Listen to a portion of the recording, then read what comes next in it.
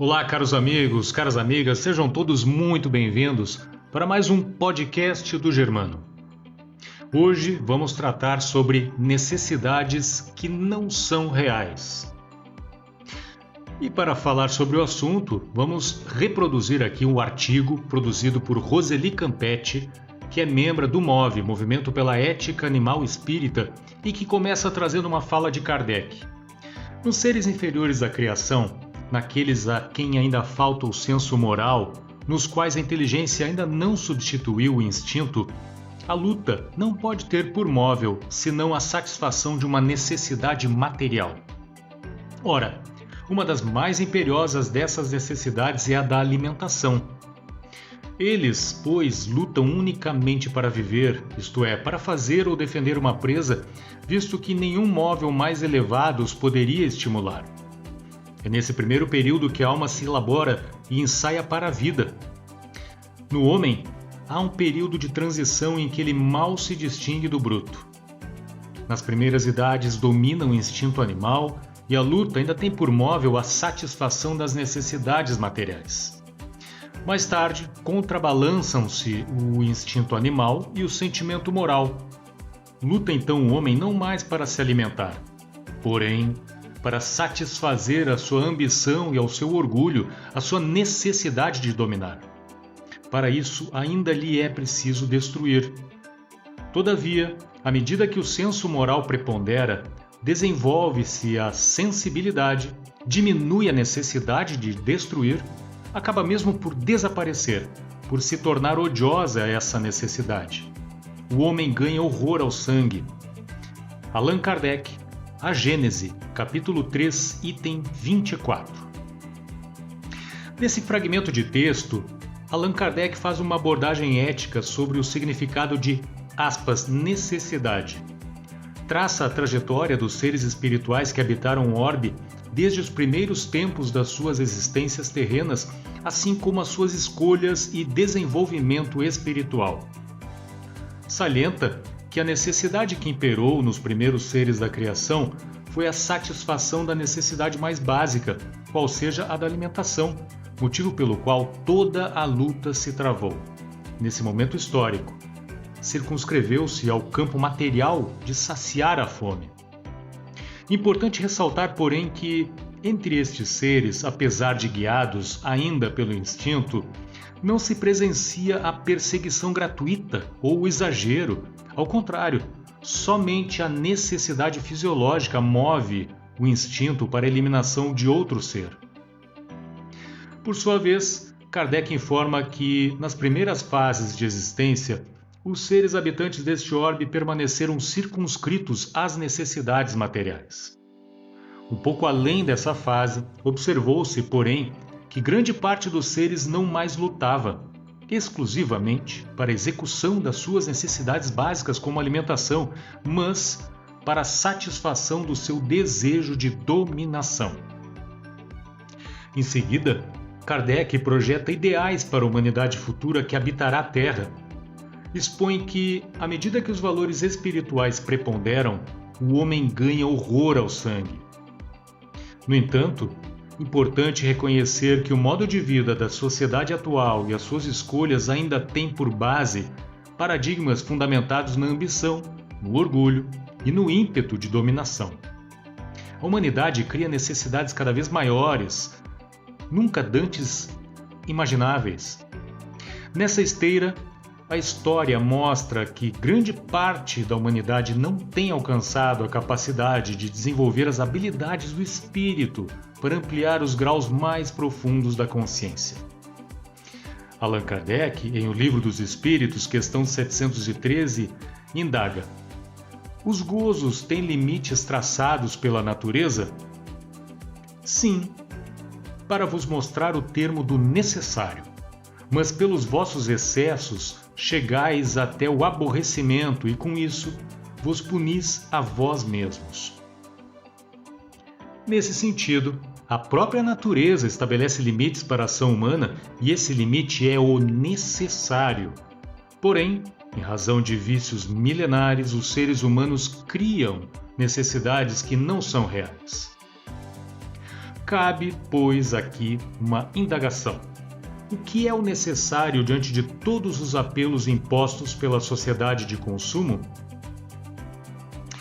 Como a humanidade contemporânea, diante da cultura do prazer e de hábitos milenares equivocados, conseguirá acessar a consciência clara para distinguir as balizas entre o necessário e o supérfluo? Não precisamos ir muito longe para encontrar a resposta a essa indagação. Na parte terceira de O Livro dos Espíritos, capítulo 5, o ensinamento é providencial ao dizer que o ser ponderado conhece o limite do necessário pela intuição. No entanto, muitos seres só chegam a conhecê-lo pela experiência e pelo sofrimento. Ou seja, estamos diante de uma dialética do espírito. O vocábulo dialética aqui deve ser entendido tanto no sentido de conflito originado pela contradição entre princípios teóricos ou fenômenos empíricos, como no sentido platônico de processo de diálogo, debate entre interlocutores comprometidos com a busca da verdade, através do qual a alma se eleva gradativamente das aparências sensíveis às realidades inteligíveis ou ideais. Este conflito é a realidade tangível do homem odierno. Grande parte dos seres não tem alcançado o acesso ao seu eu mais profundo, que certamente traria respostas claras para a sua crise interior. Estamos vivendo uma pandemia que, para aqueles que ainda dormiam, seria algo inimaginável. No entanto, já previsível para aqueles cuja compreensão maior das leis divinas já era a grande bússola para suas vidas. Assim, essa visão da realidade tem levado grande parte dos seres a chancelarem paradigmas distorcidos de comportamento. Embevecidos pela ordem social estabelecida, passaram a acreditar que várias ações equivocadas pudessem contribuir para o engrandecimento das nações. Tem-se como exemplo como que dizimar florestas para fins da pecuária é louvável, uma vez que tais ações aumentam o PIB, o Produto Interno Bruto de um país. Nesse contexto, passou a ser normal saber que na Amazônia há mais bois do que humanos, que quase 65% das áreas desmatadas viraram pastos para gado e que esta atividade corresponde por cerca de 50% de todas as emissões brasileiras de gases do efeito estufa. De longa data, a comida que chega ao prato de grande parte da humanidade é resultado da exploração desenfreada das grandes florestas e de maus tratos aos animais. Como afirmar que a humanidade já superou esta fase se vive imersa em um antropocentrismo, fruto de grandes equívocos no trato com os seres da natureza que nos foram confiados para cuidado e zelo? Grande parte dos seres humanos conclama por um mundo melhor e para que haja mais amor entre todos. No entanto, ainda defende um amor antropocêntrico e especista, pois a sua própria alimentação é fruto de um sistema equivocado e cruel. A humanidade vive em um mundo paradoxal.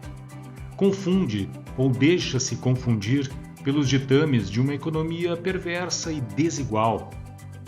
Conforme resposta da questão 713 de O Livro dos Espíritos, o homem cria necessidades que não são reais, ou seja, que não fazem parte da realidade do espírito.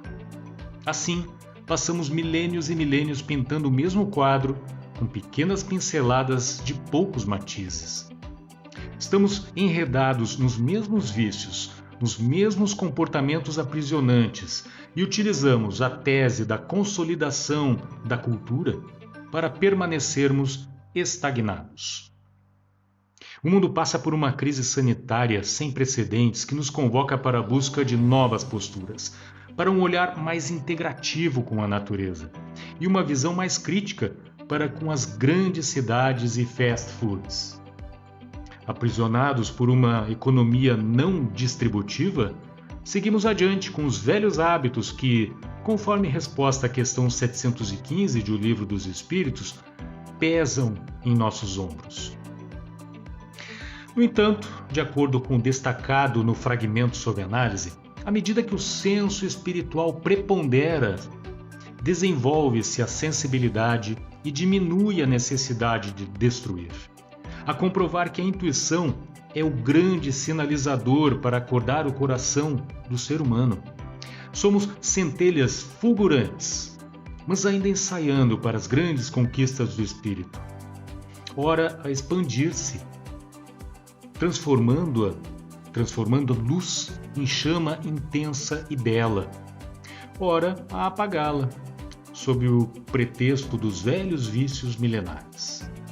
Somos a antítese, o paradoxo. O nosso sentimento humano aflora-se quando vemos um filme de sofrimento. No entanto, permanecemos inertes diante dos filhos da natureza que batem à nossa porta a implorar por um mundo mais justo e bom. Fazemos campanhas pela paz, mas passamos despercebidos diante de outros seres da natureza, puros e bons, que imploram pelo retorno da nossa essência divina, pelo nosso olhar mais amoroso e pela troca da foice pela compaixão. Importante ressaltar que todo orbe possui o seu ciclo de oportunidades para que os seus filhos avancem na seara do bem, eliminando as suas necessidades supérfluas, sobretudo com o desenvolvimento dos valores espirituais. Para que os seres atinjam essa fase evolutiva descrita por Kardec, necessário se faz uma ampliação de olhar e de consciência. Se antes a humanidade se deixou dominar pelas paixões, nessa outra fase de percepção, novos valores deverão nortear as ações humanas que deixarão, na poeira do vento, a necessidade de destruir e de dominar. Conforme dito no texto, por Kardec, o homem ganhará horror ao sangue, no sentido de não mais se digladiar com o próximo na busca de territórios e de não mais se alimentar de outros seres parceiros da natureza, pois já terá alcançado a dimensão de colher os frutos que reluzem sabedoria e plena consciência. Temos que acreditar que somos capazes de cortar caminhos para mudar a nossa história e para contá-la de forma diferente para as futuras gerações. Caros amigos, comentem conosco o que vocês acharam deste artigo sobre necessidades reais e necessidades supérfluas e a nossa relação para com a natureza. O que vocês acham disso? Será que estamos num momento equilibrado nessa questão da satisfação de nossas necessidades? Será que estamos fazendo o bem? Estamos sendo fraternos para com todos os nossos irmãos, sem exceção, como bem nos ensinou o Cristo há 2000 anos atrás? É importante pensar nisso quando estamos no limiar de um mundo de regeneração, que certamente não aceitará no seu sistema, na sua configuração, os mecanismos de dor e sofrimento que assistimos hoje, na Terra, neste mundo de expiação e provas. Amigos e amigas, fica aqui então um grande abraço a todos e até o nosso próximo podcast do Germano.